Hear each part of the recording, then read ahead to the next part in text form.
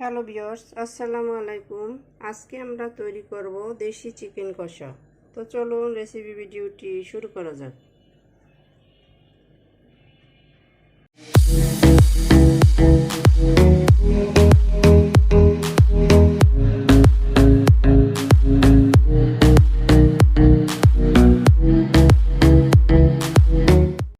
শুরুতেই এটা তৈরি করার জন্য কিচেনে এসে আমি চুলায় একটা প্যান বসিয়ে দিয়েছি। এতে দিয়ে দিচ্ছি প্রয়োজন মতো সয়াবিন তেল,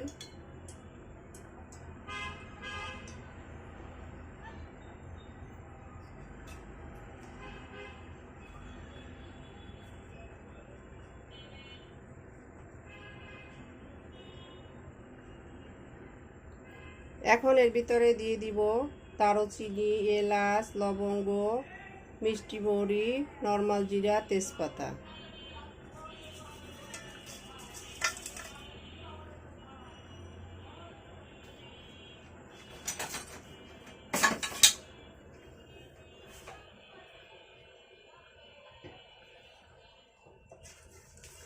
এগুলোকে কয়েক সেকেন্ড নেড়ে নিব।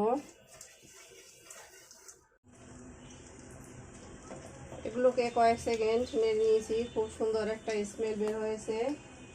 এখন আমি এর ভিতরে দিয়ে দিব হাফ কাপ কুচি করে রাখা পেঁয়াজ,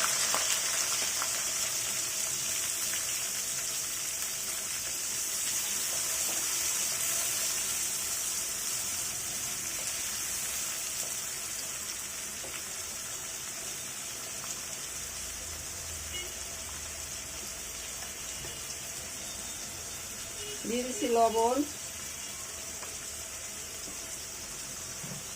এতে করে পেঁয়াজটা খুব সহজে নরম হয়ে আসবে।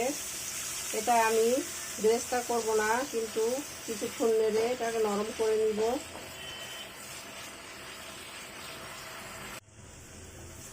পেঁয়াজটা কিছুটা নরম হয়ে আসছে, দেখতে পাচ্ছেন।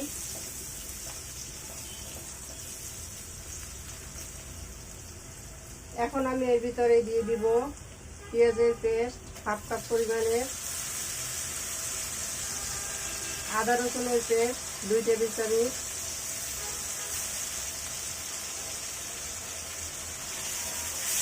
এগুলোকে কষিয়ে নিব যতক্ষণ পর্যন্ত না এর কাঁচা গন্ধটা দূর হয়।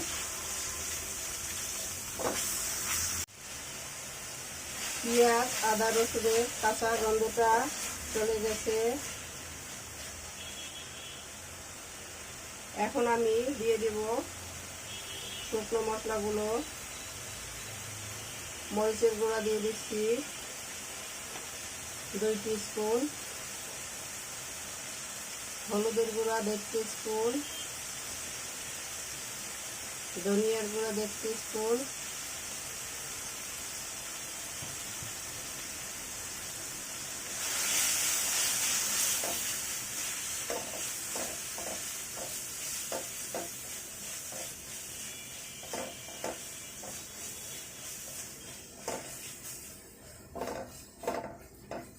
এখন আমি এর ভিতরে সামান্য পানি দিয়ে দিব।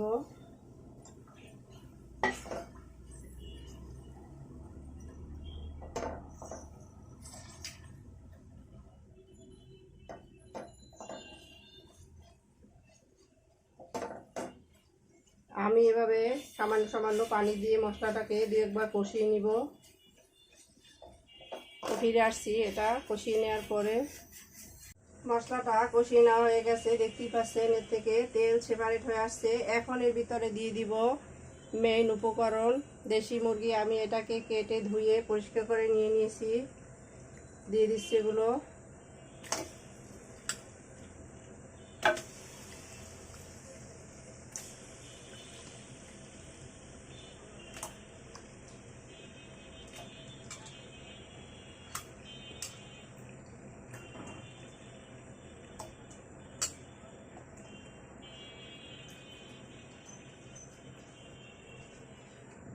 মুরগির কলিজাটা আমি রেখে দিয়েছি, এটা আমি পরে দিয়ে দিব। এটা শুরুতে দিয়ে দিলে গলে যাবে এবং ঝোলের কালারটা নষ্ট হয়ে যাবে এবং টেস্টটাও খারাপ হয়ে যাবে। এখন উল্টে পাল্টে এগুলোকে মশলার সাথে মিশিয়ে নিব।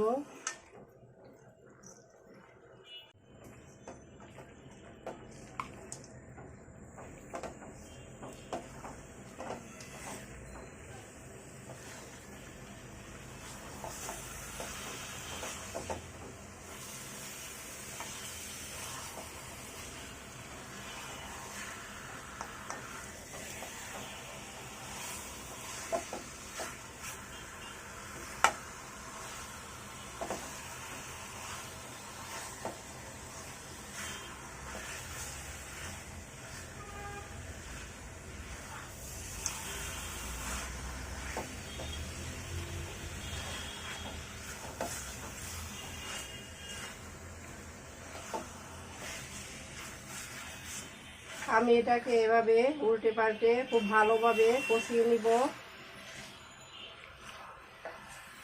এটা যত ভালোভাবে কষানো হবে এর টেস্টটা ততটাই ভালো আসবে।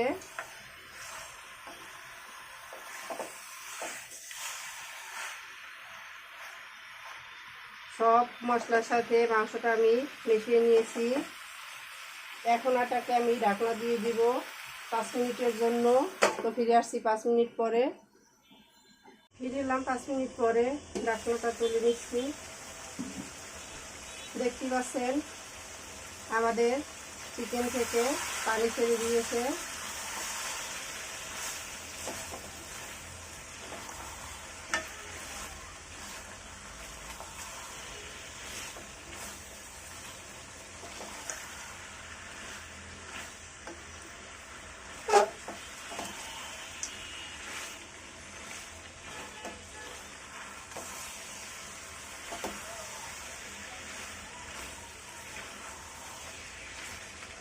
আমি এভাবে এগুলোকে ভালোভাবে উল্টে পাল্টে নেড়ে নিব। এভাবে এটা ঝোলটা শুকিয়ে আসলে পরে আবার সামান্য পানি দিয়ে এভাবে কষিয়ে নিব।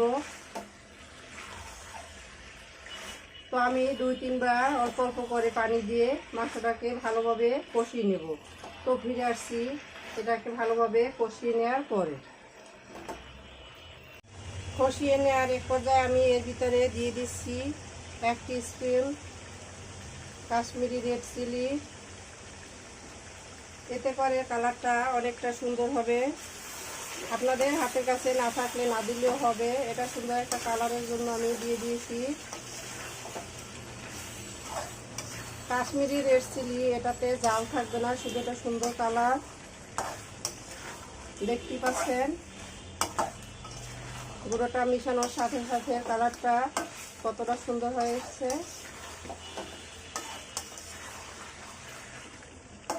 এতে স্বাদের কোনো হেরফের হবে না, শুধু সুন্দর একটা কালার আসবে। তাই আমি এটা দিয়ে দিয়েছি।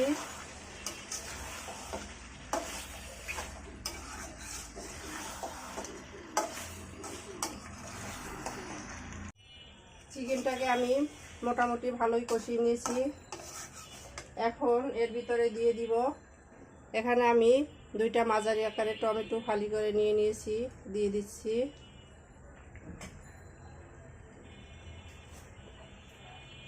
হাফ টিস্পুন দিয়ে দিচ্ছি কালো গোলমরিচের গুঁড়া।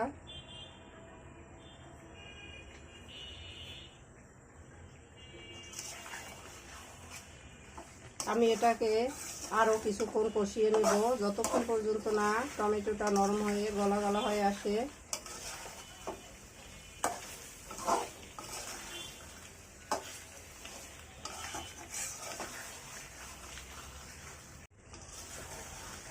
কষিয়ে নেওয়ার এক পর্যায়ে দেখতেই পাচ্ছেন আমাদের টমেটোটা এই যে গলে আসছে।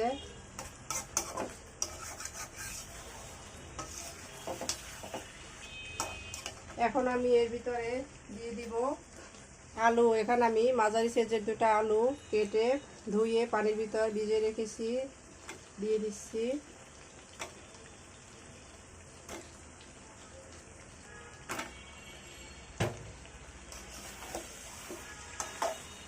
এখন আমি আলুটাকে এর সাথে কিছুক্ষণ কষিয়ে নিব।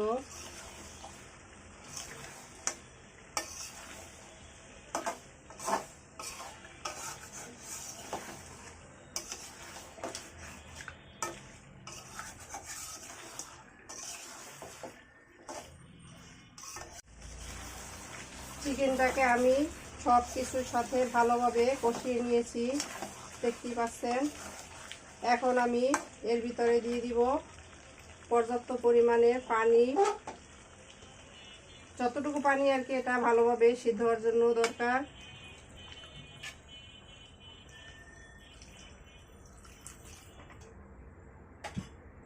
আমি এখানে প্রায় 700 গ্রামের মতো পানি দিয়ে দিয়েছি।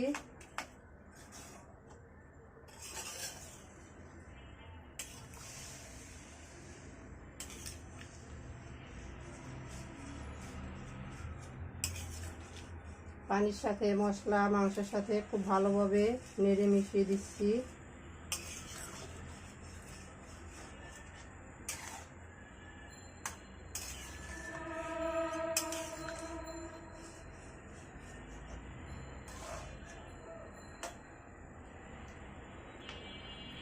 মোটামুটি সবগুলোকে ডুবিয়ে দিয়েছি। এখন এর ভিতরে দিয়ে দিব মুরগির সে কলিজা আর ডিম।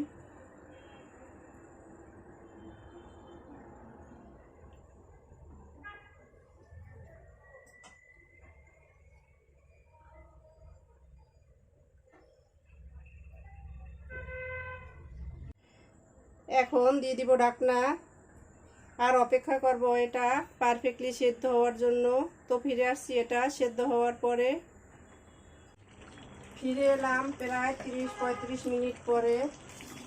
আমাদের চিকেনটা পারফেক্টলি তৈরি হয়ে গেছে, দেখতেই পাচ্ছেন। এখন আমি এর উপর দিয়ে ছড়িয়ে দিব ভাজা জিরের গুঁড়া।